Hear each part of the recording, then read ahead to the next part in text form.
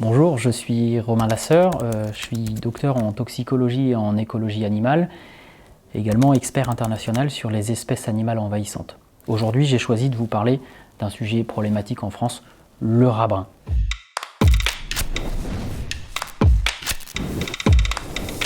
Alors le rat brun, si on s'intéresse à sa biologie, c'est un rongeur qui s'adapte aussi facilement à une vie à la campagne qu'à une vie en ville. C'est ce qu'on appelle un rongeur commensal. Il va vivre dans notre proximité immédiate pour la simple et bonne raison qu'il mange la même chose que nous. Et donc il va chercher à se nourrir soit chez nous, soit se nourrir de nos déchets. Donc c'est lui qu'on appelle également le rat des villes, qu'on appelle également le rat d'égout, puisque par défaut de pouvoir construire un système de terrier dans la terre, il va descendre dans les égouts pour se soustraire à la vie sociale qu'on peut connaître en surface dans les villes.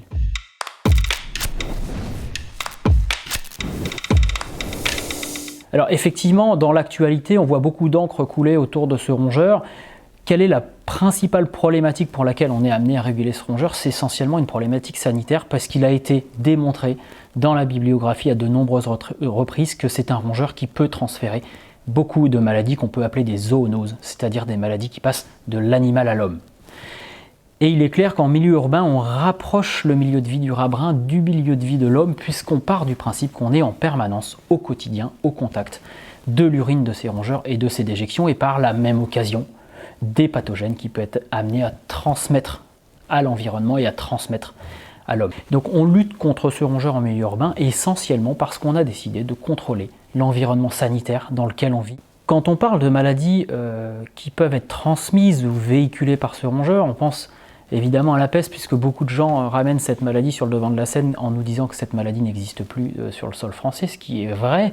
Mais moi je pense plus particulièrement à des maladies de notre temps comme les salmonelles, comme la leptospirose, ou comme un certain nombre de parasites qui peuvent être transmis ou colportés par ce rongeur. Alors effectivement, ce rongeur, il n'est pas là par hasard, il est là parce qu'on lui laisse une place et parce qu'on lui laisse de la nourriture.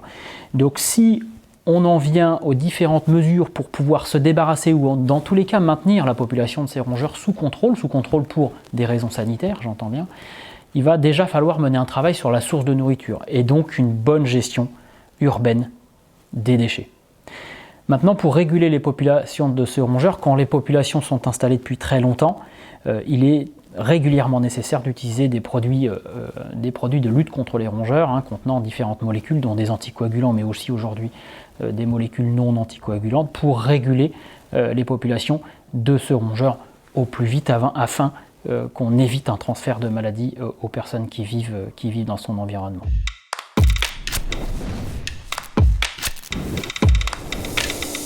Je crois qu'on peut également dire qu'un consortium d'experts qui a travaillé en 2018 sur les images véhiculées par la présence de fortes densités de rongeurs en ville. Et il est clair qu'au niveau mondial, la présence forte de rats bruns en milieu urbain est signe d'insalubrité et est signe de dégradation des conditions sanitaires dans lesquelles vivent les gens. Donc il est clair également que les mesures de contrôle qui doivent être mises en œuvre pour maintenir les populations de rats bruns en milieu urbain doivent être fortes et elles doivent s'orienter sur deux axes.